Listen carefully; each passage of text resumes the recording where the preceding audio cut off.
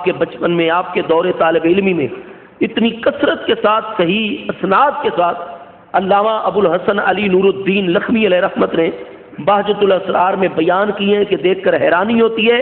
کہ الغوث الاعظم جیلانی رضی اللہ عنہ وہ ظاہر و باہر ہستی ہیں کہ اللہ والوں کی نگاہ آپ پر پڑتی تھی، اور اس جملے کے متعلق اور آپ کے اس مقام کے متعلق کہ آپ کا فیض اس ابا اولیاء پر جاری رہے گا، وہ اس کی فوراً خبر عطا فرما دیا کرتے تھے۔ حضرت سیدنا الغوث الاعظم جیلانی رضی اللہ عنہ فرماتے ہیں کہ ظاہری علوم کے حصول میں مجھے اتنی مشکلات پیش آئیں کہ لو کان مکانی جبال، اگر میری جگہ پر بڑے بڑے پہاڑ بھی ہوتے لدکت، وہ ریزہ ریزہ ہو جاتے، لیکن اللہ تعالیٰ نے مجھے استقامت کا مقام اتنا دیا تھا، فرمایا میں نے ساری مشکلات کو برداشت کیا، علوم ظاہریہ کی تکمیل کی، اور ادھر علم آتا تھا، اور ساتھ ہی فرمایا اس کے اوپر عمل اتنا ہوتا تھا۔ حضرت سیدنا خضر علیہ السلام، حضرت شیخ و شیوخ ابو سعید مخزومی علیہ رحمت کی صحبت اور ان کا فیضان اور برکت ایسی تھی، فرمایا ساتھ ہی عمل ہوتا چلا جاتا تھا، یہاں تک کہ درست العلم حتی صرت و قطبہ، ادھر میرے ظاہری علوم کی تکمیل ہوئی، اور ادھر اللہ پاک نے مقام قطبیت مجھے روحانی طور پر عطا فرما دیا تھا۔ الغوث الاعظم جیلانی رضی اللہ عنہ کا ارشاد گرامی ہے کہ جیسے ہی علوم ظاہریہ کی تکمیل ہوئی تو میرے آقا نبی پاک صاحب الاولاق علیہ التحیات و تسلیمات میرے خواب میں تشریف لائے اور فرمایا کہ یبنی عبد القادر اعز الناس، کہ اب بیٹے عبد القادر، اللہ تبارک و تعالیٰ نے تمہیں خاص مقصد کے لیے پیدا کیا ہے، اور مسلمان اس وقت علمی سطح پر سیاسی حوالے سے، معاشرتی حوالے سے انتہائی ناگفتہ بے حالات میں ہے، اور تم اللہ تعالیٰ کا پیغام ان تک پہنچاؤ۔ میں حکم دیتا ہوں کہ آج کے بعد اعز الناس جا کر ممبر پر بیٹھا کرو اور لوگوں کو واعظ و نصیحت کیا کرو۔ تو عرض کی ہے میرے پیارے نانا جان، آپ کی بڑی مہربانی، شفقت اور کرم نوازی ہے، لیکن انا اعجمی، کوئی شک نہیں کہ میں نے سارے علوم پڑھ لیے ہیں اور عرب اساتذہ سے میں نے پڑھے ہیں، لیکن میں پھر بھی مادری طور پر تو اجمی علاقے سے تعلق رکھتا ہوں، اور میری زبان فارسی ہے، اور یہاں تو بڑے بڑے فصحاء اور بلغائے وقت جو ہے وہ موجود ہیں۔ آپ جانتے ہیں کہ حضور الغوث الاعظم جیلانی رضی اللہ عنہ کی ولادت 470 ہجری میں ہے، اور 15 سال کی عمر میں 450 ہجری میں حضور الغوث الاعظم جیلانی رضی اللہ عنہ بغداد شریف تشریف لائے تھے، اور حضرت حجت الاسلام امام محمد بن محمد الغزالی رضی اللہ عنہ، ان کا وصال 505 ہجری میں ہے، اور 450 ہجری میں یعنی حضور غوث پاک کی جب ولادت ہوئی تھی تو امام غزالی اس وقت 20 سال کے تھے، اور حضور الغوث الاعظم جیلانی رضی اللہ عنہ جب سن 485 ہجری میں وارد بغداد شریف ہوئے تو اس وقت حضرت حجت الاسلام امام غزالی علیہ رحمت جامعہ نظامیہ کے شیخ و شیوخ تھے، یعنی آپ پرنسپل کہہ لیں، اور سب سے بڑے عہدے کے اوپر حضرت امام غزالی کی ذات فائز تھی۔ اب امام غزالی جیسی دائرۃ المعارف ہستیاں وہ بغداد شریف کے اندر اس کو جلوہ گر ہیں، حضرت محدث ابن الجوزی جیسی ہستیاں وہ بغداد شریف کے اندر جلوہ گر ہیں۔ تو عرض کی میرے نانا جان یا رسول اللہ صلی اللہ علیہ وسلم، اتنی بڑی بڑی عظیم اور بڑے بڑے ادیب اپنے وقت کے وہ بغداد شریف میں ہیں، اور میں اجمی ہوں، تو میں کس طریقے سے لوگوں میں عربی زبان کے اندر یہاں باز کروں گا اعلیٰ طبقے کے اندر، تاکہ جلد از جلد میرا یہ پیغام پہنچے اور مسلمانوں کی معاشرتی سیاسی حالات درست ہو جائیں۔ تو میرے آقا کریم صلی اللہ تعالیٰ علیہ وسلم نے فرمایا افتافا کا، کہ یہ معاملہ میرے ذمہ ہے، جب حکم میں دے رہا ہوں، میرے بیٹے عبد القادر تم اپنا منہ کھولو۔ فرماتے ہیں میں نے آقا کریم علیہ السلام کے سامنے اپنا منہ کھولا تو میرے آقا کریم علیہ السلام نے 7 مرتبہ 7 مرات 7 مرتبہ اپنا لعاب دہن شریف میرے منہ کے اندر ڈالا۔ تو فرمایا علوم میں سے کوئی علم ایسا نہیں رہا، اور کائنات کے معاملات میں سے کوئی ایک معاملہ ایسا نہیں رہا جس کو میں اپنے دل کی آنکھوں سے دیکھ نہ رہا ہوں۔ فرماتے ہیں مجلس واعظ قائم ہوئی اور میں ممبر کے اوپر بیٹھ گیا، لیکن ایک عجیب کیفیت تھی جو میرے دل کے اوپر طاری ہو گئی، اور میں اسے ہیبت کی کیفیت میں آنے لگا، وحشت کی کیفیت میں آنے لگا۔ تو فوری طور پر میرے دادا جان سیدنا علی المرتضیٰ مظہر العجائب کرم اللہ تعالیٰ وجہ الکریم کی جلوہ گری ہو گئی اور فرمایا میرے بیٹے عبد القادر گھبراتے کیوں ہو؟ تو صحیح سند کے ساتھ ہے، آپ فرماتے ہیں کہ میں نے عرض کی دادا جان آقا کریم علیہ السلام میرے نانا جان نے مجھ پر کرم کیا، میں اس منزل تک آ گیا ہوں، لیکن مجھ پر تو ہیبت کی کیفیت طاری ہو گئی ہے۔ تو حضرت سیدنا امیر المومنین کرم اللہ تعالیٰ وجہ الکریم نے فرمایا کہ اپنا منہ کھولو۔ فرماتے ہیں میں نے اپنا منہ کھولا تو سیدنا علی پاک نے 6 مرتبہ 6 مرات 6 مرتبہ اپنا لعاب دہن عطا فرمایا۔ تو فرماتے ہیں کہ اس کے اندر وہ فیوز و برکات تھیں، وہ عنایات تھیں کہ میں چاہتا تھا کہ میرے دادا جان سیدنا علی پاک 7ویں مرتبہ بھی کرم کریں۔ تو میں نے عرض کی کہ میرے پیارے دادا جان، جب نانا جان نے 7 مرتبہ کرم نوازی کی ہے تو آپ 1 مرتبہ اور مجھے یہ فیض دیجئے، آپ 6 مرتبہ پر رک کیوں گئے ہیں؟ تو فرماتے ہیں کہ سیدنا علی پاک نے ارشاد فرمایا کہ میرے بیٹے، میرے پیارے پوتے عبد القادر، تم بات شروع کرو، میں 7 مرتبہ کیسے یہ اپنا لعاب دہن تمہیں دے سکتا ہوں؟ جب میرے آقا نے 7 مرتبہ دیا تو میری کیا ضرورت ہے کہ میں اپنے آقا سے برابری کروں؟ ادباً لرسول اللہ صلی اللہ علیہ وسلم، تم میرے پوتے ہو لیکن میں نبی پاک علیہ السلام کے ادب کی وجہ سے 6 مرتبہ لعاب دہن مبارک عطا فرمایا۔ بس جیسے ہی سیدنا علی پاک نے یہ کرم نوازی اور مہربانی فرمائی تو اس کے بعد فرماتے ہیں کہ میری زبان کے اوپر بھی وہ سارے علوم اور معارف جاری بھی ہو گئے، مجھے سمجھانے اور سب کے دل تک بات پہنچانی ہمیشہ ہمیشہ کے لیے سیدنا علی پاک کی برکت سے وہ آسان بھی ہو گئی۔ تو محبوب کریم علیہ السلام نے جملہ علوم اور معارف میرے سامنے کر دیے اور سیدنا علی پاک کے فیض اور برکت نے ان علوم کو آگے جانی کرنا اور لوگوں کے دلوں تک پہنچانا یہ میرے لیے آسان کر دیا۔ حضرت سیدنا الغوث الاعظم جیلانی رضی اللہ تعالیٰ عنہ، یہ تو آپ کے باطنی مراتب ہیں، لیکن آپ کے اگر ظاہری معاملات کو دیکھا جائے تو علوم کے اندر، ظاہری علوم کے اندر الغوث الاعظم جیلانی رضی اللہ عنہ وہ عظیم ہستی ہیں کہ اس دور کی امام المحدثین امام جمال الدین عبد الرحمن ابن الجوزی جو پھر 597 ہجری میں وصال فرما رہے ہیں، الغوث الاعظم جیلانی رضی اللہ عنہ کے وصال اقدس کے بعد بھی وہ باحیات رہے تھے، وہ عین جوانی کے عالم میں تھے۔ حضرت سیدنا الغوث الاعظم جیلانی رضی اللہ عنہ آپ کی عمر مبارک پختگی کی طرف تھی، لیکن حضرت محدث ابن جوزی جو اپنے علوم کے اوپر بڑی نازاں ہستی تھے اور ناز کرتے تھے، جب حضرت الشیخ کی بارگاہ کے اندر آئے تو آپ نے اپنے طریقے کے مطابق رات کو عشاء کے بعد قاری صاحب کو حکم دیا ایک آیت بینہ تلاوت کرنے کا۔ انہوں نے تلاوت کی، آیت بینہ کی، آپ نے اپنے طریقے کے مطابق اس کی تفاسیر، علوم و معارف بیان کرنے شروع کیے تو 30 تفسیریں اس ایک آیت کی آپ نے بیان کی۔ تو محدث ابن جوزی انہوں نے فرمایا کہ علم تو یہ ساری کی ساری میرے علم کے اندر موجود ہے۔ تو حضرت الشیخ نے کوئی نیا علم نہیں عطا کیا،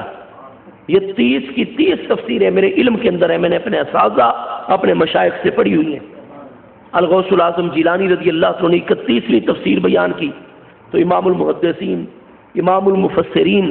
اپنے دور کے فنون کے سب سے بڑے عالم اور عارف علامہ محدث ابن جوزی متوجہ ہو کر بیٹھ گئے۔ آپ نے 32ویں تفسیر، 33ویں، یہاں تک کہ جب 40ویں تفسیر نماز تہجد تک مکمل کی تو حضرت محدث ابن جوزی علیہ رحمت فرماتے ہیں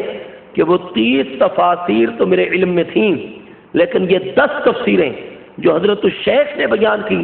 نہ یہ میرے علم میں ہیں نہ میرے اساتذہ اکرام کے علم میں ہیں۔ اور حضور الغوث الاعظم جیلانی رضی اللہ عنہ آپ نے کھڑے ہو کر ارشاد فرمایا کہ الآن رجعنا من القال الى الحال، کہ کال اور کیل کی باتیں اور علوم ظاہری کی باتیں ہو چکی، آؤ لوگو اب ہم اپنی کال سے حال کی طرف پلٹتے ہیں۔ تو بس یہ ارشاد فرمانا تھا کہ حضور الغوث الاعظم کی توجہ ہے باطنی دلوں کے اوپر واقع ہوئی تو سب سے پہلے جو ہستی اپنے معاملات سے باہر آ گئی اور رقص گناہ ہو گئی وہ امام المحدثین امام ابن جوزی علیہ رحمت کی ذات بابرکات۔ حضرت شیخ سعدی علیہ رحمت اور محدث ابن جوزی اور حضور غوث پاک رضی اللہ عنہ کا دور مبارک ایک ہی ہے۔ حضرت بابا سعدی صاحب علیہ رحمت حضرت محدث ابن جوزی سے علم حدیث اور کئی علوم کے سبق بھی پڑھتے رہے۔ گلستان کے اندر حضرت شیخ سعدی علیہ رحمت مصلح الدین سعدی شیرازی آپ نے ارشاد فرمایا، اور آپ حضرت شیخ و شیوخ عالم شیخ عمر سہروردی علیہ رحمت کے مرید ہیں، اور حضرت شیخ سعدی علیہ رحمت ہمارے اس ملتان شریف میں 2 مرتبہ تشریف لائے تھے غوث العارضین سیدنا بہاؤالدین زکریا ملتانی علیہ رحمت سے ملنے کے لیے۔ میرے دوستو، حضرت شیخ سعدی علیہ رحمت فرماتے ہیں کہ جب حضور غوث پاک رضی اللہ عنہ کا فیضان جاری تھا عالم ظاہر میں بھی، اور ادھر میرے استاد صاحب جو ہے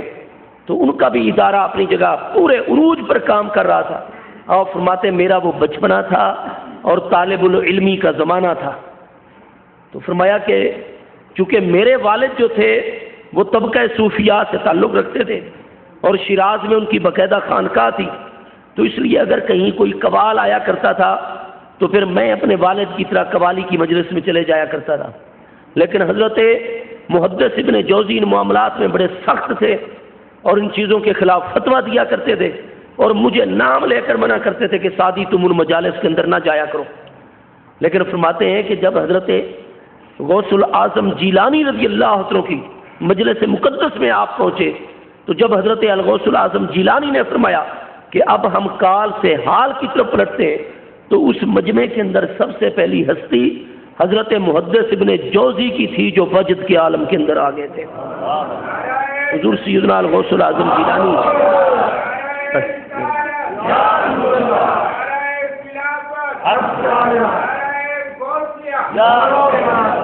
سیدنا الغوث العظم جیلانی رضی اللہ عنہ، اس حوالے سے میں آخری بات عرض کروں کہ آپ کی خدمت میں جب بھی کوئی فقہی مسئلہ لے کر آیا کرتا تھا تو آپ بیک وقت حضرت سیدنا امام الائمہ امام اعظم ابو حنیفہ رحمہ اللہ تعالی آپ کے مذہب اور مذہب کے دلائل کے اوپر اتنے آگاہ اور مطلع تھے، امام شافعی کے مذہب اور ان کے دلائل کے اوپر، امام احمد بن حنبل کی آپ خود تقلید کرتے تھے، امام مالک علیہ رحمت، اور میں آپ کو گزارش کروں کہ میزان و شریعت الکبریٰ کے اندر حضرت امام عبد الوہاب شارانی شافعی رحمہ اللہ تعالیٰ نے تحریر فرمایا ہے کہ ہم لوگ کس کو عالم کہتے ہیں؟ آج تو علامہ کہلانا یہ ایک فیشن اور ڈیزائن بن گیا، اور وہ صاحب جو درس نظامی کی کتابیں بھی اپنے اساتذہ سے پڑھنے کی اجازت نہیں لیتا، ہاں جی، اور درس نظامی کی کتابوں کے نام نہیں بتا سکتا۔ ایک بہت بڑے فاضل تھے، تو ہمارے استاد صاحب گئے ان کے ادارے میں امتحان لینے کے لیے، تو مطول کتاب تھی سامنے، ہاں جی، تو اب وہ محتمم صاحب ہمارے استاد صاحب کو فرما رہے ہیں، استاد حافظ عبدالستار صاحب جامع نظامیہ لاہور کے ناظم تعلیمات صاحب کو، کہ یہ جی ہم نے مطول کتاب بھی بڑی محنت سے پڑھائی ہے، آپ اس مطول کا بھی جو ہے ان سے امتحان لے لیں۔ کتاب کا نام مطول ہے، لیکن چونکہ لکھی ہوئی میم تو واو لام، تو محتمم صاحب جو ہے حالانکہ وہ بڑی علامہ ہستی معروف تھے، لیکن ان کو اتنا پتہ نہیں تھا کہ کتاب کا نام مطول ہے یا مطول ہے، اور عوام سمجھتے ہیں کہ وہ تو بڑی استاد العلماء ہستی ہیں۔ تو بہرحال ہمارے دور کے اندر درس نظامی کورس کی نصاب کی کتابوں کے نام درست طریقے سے لوگوں کو نہیں آتے، لیکن وہ لوگ بھی علامہ کہلاتے ہیں، فہامہ کہلاتے ہیں۔ لیکن امام عبد الوہاب شارانی علیہ رحمت لکھتے ہیں کہ ہم محض عالم ہی کس کو سمجھتے ہیں؟ فرمایا عالم وہ ہوتا ہے کہ جتنے پہلے کے علماء گزر چکے ہوں، جس عالم نے جو قول جس مسئلے میں کیا، تو عالم اپنی مرضی سے تو قول نہیں کرتا، وہ کسی نہ کسی دلیل شرعی پر قول کر رہا ہوتا ہے، اس کے پاس کوئی نہ کوئی دلیل شرعی ہوتی ہے جس کی وجہ سے وہ دلیل مضبوط سمجھتا ہے اور اس دلیل کی روشنی میں وہ کلام کرتا ہے۔ فرمایا عالم ہوتا ہی وہ ہے جو اپنے سے پہلے والے ہر عالم کے علم، ہر عالم کے دلائل، اور جس عالم نے جس مقام سے جو قول کیا، ہر قول اس قول کی وجہ اور پیچھے دلیل شرعی سے جب تک وہ مکمل آگاہ نہ ہو جائے، اور اپنے سے پہلے گزرنے والے ہر عالم کے ہر فتوے اور قول کی دلیل سے آگاہ نہ ہو جائے، ہم اس وقت تک اس کو عالم نہیں کہتے ہیں۔ تو اگر عالم کی یہ صوفیانہ تعریف اگر آپ دیکھیں گے تو وہ اپنے دور میں سب سے زیادہ فٹ نظر آتی ہے تو حضرت سیدنا شیخ محی الدین عبد القادر جیلانی علیہ رحمت کی ذات بابرکات، کہ جو شخص بھی آپ کی خدمت میں آتا چونکہ بغداد شریف تو علوم و معارف کا مرکز تھا، لہذا حنفی طلباء بھی وہیں پڑھنے جاتے تھے، شافعی طلباء بھی وہیں، عالم اسلام کی جتنے گروہ جماعتیں مکاتب فکر تھے وہ سب تو علمی پیاس جامع نظامیہ بغداد سے بجھاتے تھے۔ اور آپ وہ عظیم ہستی تھے کہ جب بھی کوئی طالب علم، کوئی سائل جس مسئلے کے لیے آیا آپ سے سوال کرتا تو آپ یہی پوچھا کرتے تھے کہ تم کس مسلک کی پیروی کرتے ہو، چنانچہ آپ اس مسلک کے دلائل سے بھی آگاہ ہوتے اور اس کے مسلک کی روشنی میں دلائل واضح کر کے فتویٰ جاری فرمایا کرتے تھے۔ حضرت سیدنا الغوث العظم جیلانی رضی اللہ عنہ کی ذات بابرکات کو بڑے بڑے اکابر محقق اصولی علماء نے، جو علم اصول فقہ کے بھی ماہر ہیں، فقہ کے بھی ماہر ہیں، فقہ اسلامی کے، انہوں نے آپ کو مجتہد فی المذہب کا جو ہے، ایک ہوتا ہے مجتہد مطلق اور ایک ہوتا ہے مجتہد فی المذہب اور ایک ہوتا ہے مجتہد فی المسائل۔ تو مجتہد مسائل کا درجہ نیچے ہے، اس سے اوپر والا درجہ مجتہد فی المذہب کا ہوتا ہے اور اس سے اوپر والا درجہ مجتہد مطلق کا ہوتا ہے۔ تو الغوث العظم جیلانی رضی اللہ عنہ مجتہد مطلق ہونے کا دعویٰ نہیں کرتے تھے، بلکہ آپ حضرت امام احمد بن حنبل علیہ رحمت کی تحقیقات کے مطابق اور ان کے اصولوں کی پیروی کرتے ہوئے اپنے مذہب پر فتویٰ دیا کرتے تھے اور عمل کرتے تھے۔ اور مجتہد فی المذہب کا قول ہمارے بڑے بڑے اکابر علماء نے کیا ہے، یہ آپ کا علمی مقام اور مرتبہ تھا۔ اور باطنی مقام تو جیسے جیسے ہر لمحہ آ رہا تھا آپ کی حیات ظاہری کے اندر، اتنی تیزی کے ساتھ حضور غوث پاک رضی اللہ عنہ اللہ کریم کی بارگاہ اقدس میں مقامات قرب طے کر رہے تھے کہ ایک مبارک وقت وہ بھی آ گیا۔ آپ کے یہاں ملتان کے اندر بھی وہ عالم پڑھاتے رہے ہیں، خیر المدارس ٹی بی ہاسپٹل روڈ کے اوپر جو علماء دیوبند کا بہت بڑا ادارہ ہے، یہاں ایک عالم ہوا کرتے تھے دیوبند کے، علامہ محمد موسیٰ الروحانی البازی، ہاں جی، تو ان کی کئی کتابیں ہیں عربی زبان کے اندر، عربی میں ان کو بڑی مہارت تھی، تو عربی زبان کے اندر ان کی ایک کتاب ہے فتح الملہم، بلکہ کتاب کا نام ہے فتح العلیم، فتح العلیم۔ کئی لوگوں کے ذہنوں میں آتا ہے کہ چونکہ ہم درود ابراہیمی جب نماز میں پڑھتے ہیں، نماز کے باہر تو درود ابراہیمی افضل نہیں ہے، نماز کے باہر تو وہ درود افضل ہے جس میں صلات کے ساتھ سلام کے صیغے ہوں، اور درود ابراہیمی میں سلام کے صیغے نہیں، کیونکہ نماز میں السلام علیکہ ایھا النبی پہلے سلام آ جاتا ہے، تو نماز کے اندر درود ابراہیمی افضل ہے۔ اور اس درود ابراہیمی میں یہ الفاظ ہیں کما صلیت علی ابراہیم، اللہ پاک ہمارے نبی علیہ السلام پر درود اس طرح نازل فرما جیسے تو نے درود نازل فرمایا حضرت ابراہیم علیہ السلام پر۔ اب چونکہ لفظ کما آ گیا، کاف کلمہ تشبیہ، تو اب اس میں مشبہ پہ ہی درود جو ہے وہ ہے جو ابراہیم علیہ السلام پر اللہ نے بھیجے، اور مشبہ درود وہ ہے جو اب نبی علیہ السلام پر، کہ یا اللہ جیسا درود تو نے ابراہیم علیہ السلام پر نازل کیا وہ درود ہمارے نبی علیہ السلام پر بھی فرما۔ تو چونکہ مشبہ بھی یہاں ابراہیم علیہ السلام والا درود ہے، اور کئی معاملات میں مشبہ بھی مشبہ سے اقوا ہوتا ہے، تو پھر اس درود ابراہیمی کی روشنی میں ایک اعتراض پیدا ہو جاتا ہے کہ نتیجہ یہ نکلا کہ نبی علیہ السلام پر اللہ تعالیٰ وہ درود نازل نہیں کرتا جو درود اللہ تعالیٰ نے اقوا مشبہ بھی اقوا ہوتا ہے، جو درود ابراہیم علیہ السلام پر نازل ہوئے۔ تو جب ابراہیم علیہ السلام پر زیادہ افضل درود نازل ہوا تو پھر ثابت ہوا کہ پھر ابراہیم علیہ السلام افضل ہیں اور نبی علیہ السلام کا مقام ان سے کم ہے، حالانکہ شب معراج نبی علیہ السلام پیارے ابراہیم علیہ السلام کے بھی امام ہے، اور قیامت کے دن شفاعت کے لیے حضرت ابراہیم علیہ السلام بھی میرے محبوب علیہ السلام کی بارگاہ میں درخواست کریں گے۔ اور قرآن پاک میں اذا اخذ اللہ میثاق النبیین، تیسرے پارے سورہ ال عمران کی آیت نمبر 81، کہ ابراہیم علیہ السلام کو بھی اللہ کا حکم ہے کہ میرے محبوب نبی علیہ السلام کا کلمہ پڑھیں اور کلمہ پڑھ کر باقاعدہ آپ کی امت میں شامل ہو جائیں۔ تو حضرت ابراہیم علیہ السلام امتی بھی ہیں، مقتدی بھی ہیں نبی پاک علیہ السلام کے۔ تو پھر درود ابراہیمی میں کما صلیت علی ابراہیم کیوں آتا ہے؟ تو ہمارے بڑے بڑے اکابر علماء نے اس مسئلے کے اوپر کلام کیا۔ حضور غزالی زماں علامہ سید احمد سعید کاظمی علیہ رحمت کا کلام بھی موجود ہے۔ ہر دور میں اکابر علماء اس پر اس سوال کا جواب دیتے چلے آ رہے ہیں۔ تو علامہ موسیٰ دیوبندی صاحب نے یہ کیا کہ 158 دلائل کے ذریعے سے اس مسئلے کی وضاحت کی۔ جی فتح العلیم کتاب کے اندر یعنی اکابر علماء سینکڑوں جواب اس کے، تو انہوں نے 150 8 58 جوابات دیے ان جوابات میں سے ایک جواب یہ بھی ہے کہ میرے مصطفیٰ کریم علیہ السلام کے افضل ہونے کی ایک دلیل یہ بھی ہے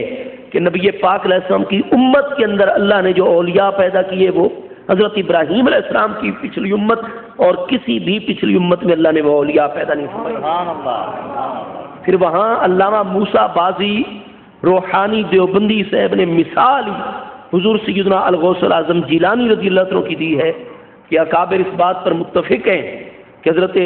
غوث اعظم جیلانی جس کی تربیت کر دیتے تھے اس کو تو کتنے اعلیٰ مقام تک پہنچاتے،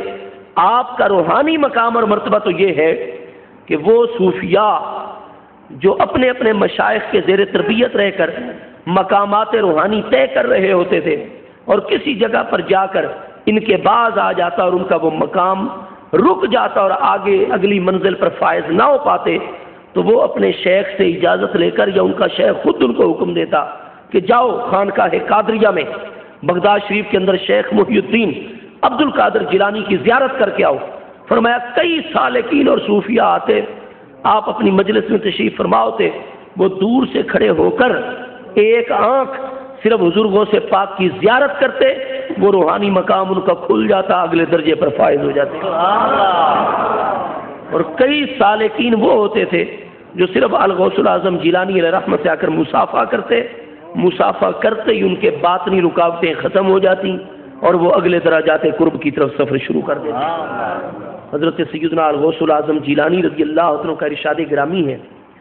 آپ نے فرمایا کہ بخارا کے اندر ایک ہستی پیدا ہوگی جس کا نام محمد ہوگا اور لقب بہاؤالدین ہوگا۔ تو فرمایا کہ نقش اس میں ذات را بر قلب او بستم وہ نقش بند کرتم۔ فرمایا وہ ابھی عالم ارواح میں جلوہ گر ہے اور ان کی ولادت فرمایا میری وصال کے 100 سال بعد ہوگی۔ فرمایا میں عراق بغداد میں ہوں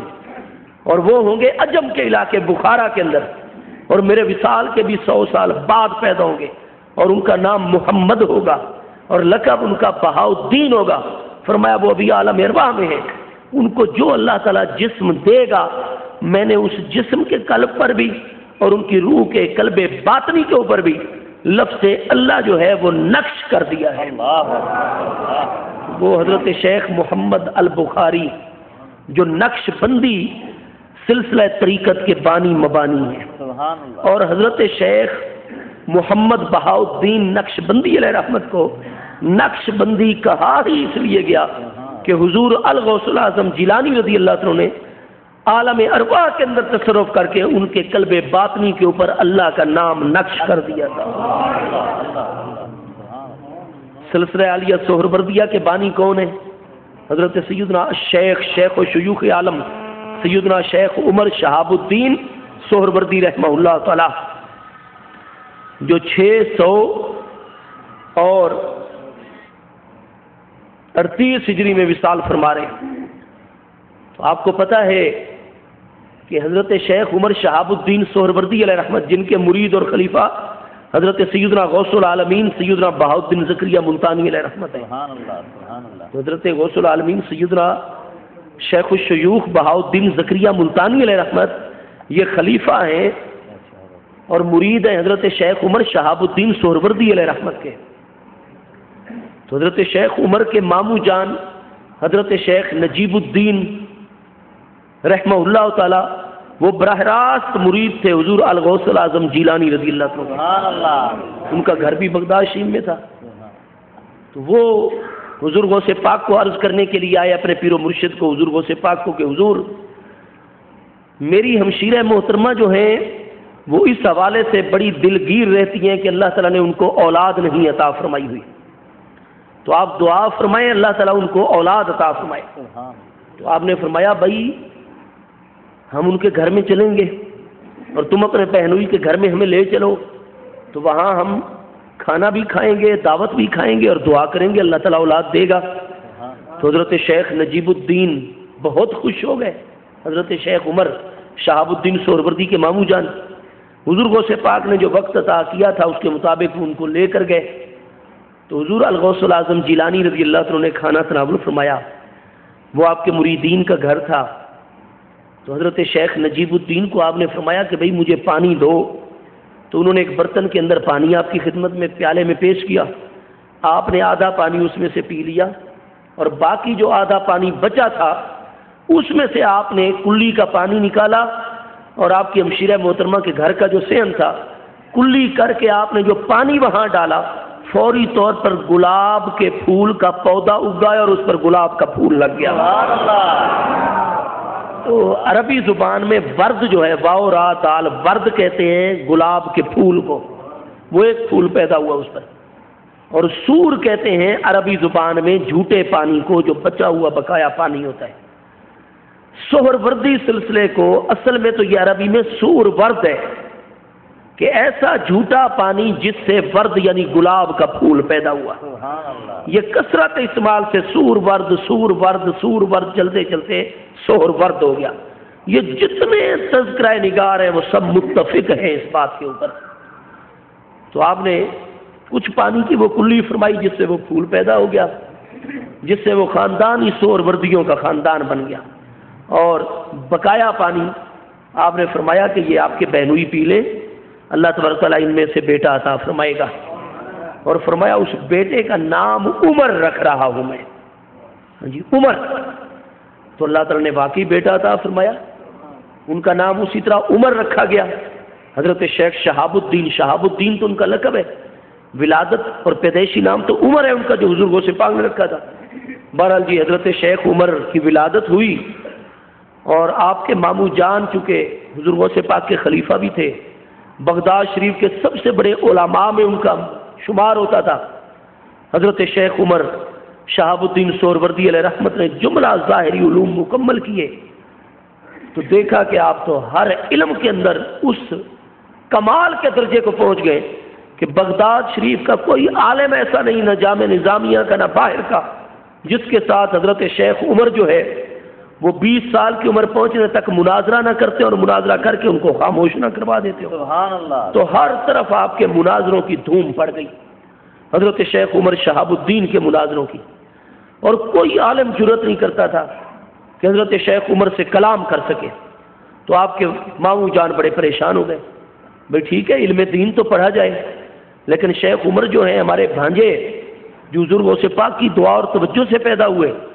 تو یہ تو علماء سے مناظرے اور یہ تو بڑے کہیں ان میں غرور و تکبر نہ آ جائے, اور ہم تو ایسا نہیں چاہتے تھے کہ عمر ایسا بن جائے. تو بالآخر حضرت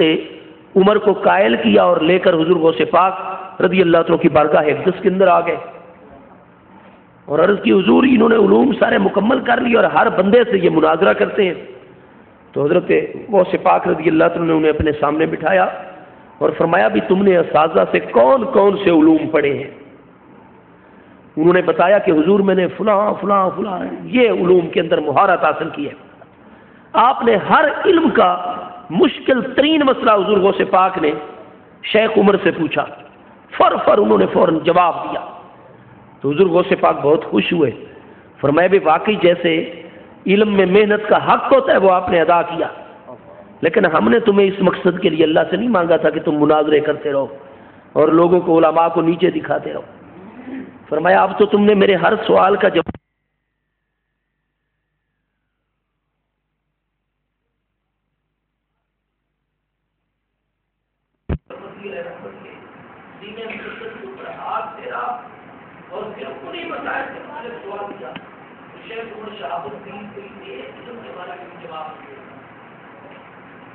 آپ نے ایسا تصرف کیا کہ ان کا سینہ تو تصدیق کو صاف کر دیا. حضرت غوث اعظم نے فرمایا کہ اب عمر کا سینہ صاف ہو گیا اور ان کی لوگ دل کی تبدیلی بھی صاف ہو گئی. ہم جو تو سارے کا سارا اس پر نقش ہوتا ہے. آپ نے ان کو اپنی بیعت سے لیا اور فرمایا اتنا نہیں جاؤ کہ ہماری خان کا آدمی ہوتا. اور اس مقام تک آپ پہنچے کہ حضرت سیدنا زہد الانبیاء شیخ الاسلام والمسلمین سیدنا بابا فرید الدین مسعود گنج شکر رضی اللہ عنہ جو 664 ہجری میں پاک پتن شریف میں وصال فرما رہے ہیں, حضرت شیخ عمر شہاب الدین سہروردی کی لکھی ہوئی کتاب عوارف المعارف کا ساری زندگی اپنے خلفاء اور مریدین کو درس دیتے رہے تھے. یہ سارے فیوز و برکات مبارک سلسلوں کے اندر کس ہستی کے ہیں؟ حضرت سیدنا قطب الاقطاب حضرت غوث پاک الشیخ محی الدین عبد القادر جیلانی رضی اللہ عنہ کی ذات بابرکات کے۔ حضور سیدنا الغوث العظم جیلانی رضی اللہ عنہ کے علمی کمالات، باطنی کمالات یہ بے مثل و بے مثال ہیں، لیکن آپ کے ظاہری معاملات کے اندر وہ چاہے مسلمانوں کا اس دور کا سیاسی شعبہ ہو، اس دور کا کوئی معاشرتی اور سماجی حوالہ ہو، اس دور کے معاشیاتی معاملات ہوں، کوئی ایک شعبہ زندگی ایسا نہیں جس میں حضور الغوث العظم جیلانی رضی اللہ عنہ نے عظیم نقوش مسلمانوں کے لیے قائم نہ فرمائے ہو، بلکہ آپ دیکھتے ہیں کہ آپ کے وصال کے بعد ہی فتنہ تاتار آیا تھا، اور فتنہ تاتار سے بھی مسلمانوں کو کامیابی سے گزارا تو حضور سیدنا الغوث العظم جیلانی رضی اللہ عنہ کے مریدین اور خلفاء نے، اور یہ واضح طور پر بڑے بڑے اہل حقیقت نے یہ بات تعریف فرمائی، اور کئی غیر مسلمین نے، کہ جو تاتاریوں کا فتنہ عالم اسلام پر آیا تھا اور بالخصوص بغداد شریف سے انہوں نے مسلمانوں کے جو علوم معارف مٹائے تھے، کہ امام غزالی کی 40 جلدوں کے اندر تفسیر جواہر القرآن، اور مسلمانوں کی اتنی لائبریریاں اور کتابیں کہ دریائے دجلہ کے درمیان انہوں نے کتابیں ڈالی تھی جب، تو ایک کنارے سے دوسرے کنارے تک پانی کا بہاؤ رک گیا اور کتابوں کی صورت میں ایک بند اور پل جو تھا وہ دریا کے اندر بن گیا، لیکن وہ سارے علوم و معارف جو تھے وہ تاتاریوں نے تباہ کیے۔ اب یہ بات بیان کر کے تمام کے تمام اس بات پر متفق ہیں کہ یہ حضرت شیخ محی الدین قطب الاقطاب سیدنا الغوث العظم جیلانی رضی اللہ عنہ کے فیوز و برکات ہیں کہ اتنے بڑے امتحان میں سے امت مسلمہ اپنے مرکز سمیت بغداد سمیت گزر گئی، اور پھر بھی مسلمان دوبارہ سنبھل گئے۔ کیوں؟ یہ نتیجہ تھا حضرت غوث پاک رضی اللہ عنہ کے فیوز و برکات اور ان کی تعلیمات کا۔ آج بھی ہم سب کے لیے یہ بات انتہائی ضروری ہے کہ سیدنا الغوث العظم جیلانی رضی اللہ عنہ نے اللہ کریم جل شانہ کی بارگاہ اقدس کے متعلق، میرے محبوب کریم علیہ التحیت و تسلیم کی بارگاہ اقدس کے متعلق، اور بالخصوص مسئلہ توحید کے اوپر حضرت سیدنا الغوث العظم جیلانی رضی اللہ عنہ نے جو عظیم تعلیمات مشاہدہ کے مقام کے حوالے سے ہمیں عطا فرمائی، اور زندگی کا کوئی ایک شعبہ اور معاملہ ایسا نہیں رہا جس میں الغوث العظم جیلانی رضی اللہ عنہ نے کامل طور پر رہنمائی نہ کی ہو۔ آپ کی تعلیمات کے اندر وہ نور تھا، اور لوگوں کے دل اس طرح کھنچے چلے آتے تھے کہ آپ ہفتے میں 3 مرتبہ واعظ فرماتے تھے، درس دیا کرتے تھے، اور واعظ کے اندر شرکاء کی تعداد کا اندازہ یہاں سے لگا لیں کہ ایک ایک واعظ میں گنا گیا کہ 100 اکابر علماء قلم دوات اور کاغذ لے کر حضرت الغوث العظم جیلانی رضی اللہ عنہ کے ارشادات کو لکھا کرتے تھے۔ اب مجھے بتائیے، جس مجلس کے اندر 100 عالم قلم دوات لے کر آپ کا نکلنے والا ہر حرف لکھ رہا ہو، تو علماء جب سینکڑوں آتے ہوں آپ کی مجلس میں، یہ تو لکھنے والوں کی تعداد ہے، جو بغیر لکھنے کے سننے کے لیے اور فیض حاصل کرنے بیٹھے ہیں ان علماء کی کتنی تعداد ہوگی؟ تو جس مجلس کے اندر علماء کی کتنی تعداد ہو، عوام مسلمین کا کتنا جم غفیر ہوگا۔ تو میرے دوستو، اس لیے آپ کی کئی مجالس میں آپ کے ارشادات خطبے و قلم بند ہے باقاعدہ، تو آپ کے ارشادات اور آپ کے خطبات کی کتابیں اردو ترجمے اور شرح کے ساتھ پاکستان میں موجود ہیں۔ آپ کی علمی قدر و منزلت اور روحانی مقام اور تصرفات کا اندازہ آپ یہاں سے لگا لیں کہ علماء امت کے اندر ایک ایسے عالم گزرے ہیں جو اپنے آپ کو اصولوں میں تو سیدنا امام احمد بن حنبل رضی اللہ عنہ کی طرف منسوب کرتے تھے، لیکن ہمیں ان کی کتابیں پڑھ کر لگتا یہ ہے کہ عالم ارواح میں بھی وہ عالم، چونکہ ان کی روح میرے محبوب علیہ السلام کی بارگاہ سے دور رہی تھی، فیض اقدس سے محروم ہو گئے، تو دنیا میں آ کر ان سے اتنے تفرعات، ایسے عجیب و غریب اقوال، اجماع امت کو توڑنا، عجیب و غریب قسم کے انہوں نے اصول دیے، عجیب و غریب قسم کی باتیں کی۔ حافظ علامہ ابن تیمیہ جو 728 ہجری میں وصال کر رہے ہیں، حافظ ابن تیمیہ کہ جنہوں نے ساری زندگی حضرات صوفیاء کے خلاف محنت کرتے ہوئے گزار دی، اور وہ آدمی جو بے باک اور جرت کا اتنا مظاہرہ کرتے تھے کہ سیدنا علی پاک کے متعلق انہوں نے لکھا کہ حضرت علی پاک سے اپنی زندگی میں 300 فتویٰ جاری کرتے ہوئے غلطیاں واقع ہوئی تھیں۔ باب و مدینۃ العلم والحکمت، مظہر العجائب، صدر الافاضل، استاذ الاساتذہ، شیخ و شیوخ عالم حضرت سیدنا مولا کائنات مولا المسلمین علی بن ابی طالب کرم اللہ تعالی وجہ الکریم جیسی فاضل ہستی کے متعلق حافظ ابن تیمیہ علی الاعلان یہ فرمایا کرتے تھے کہ میں نے ان کے فتاوی جات کو اور ان کے ارشادات جو مجھے ملے ہیں، میں نے پڑھے ہیں، تو 300 مقامات پر وہ کہتے تھے کہ میں نے حضرت علی پاک کی غلطیاں پکڑی ہیں۔ بس افسوس ہمیں اسی بات پر ہے کہ جو ہمارے آج دور کے جو فاضل دوست ہیں وہ حافظ ابن تیمیہ کی ایک غلطی بھی نہیں مانتے، حافظ ابن تیمیہ کے ہر فرمان کو وہ سر آنکھوں پر رکھتے ہیں۔ وہ کہتے ہیں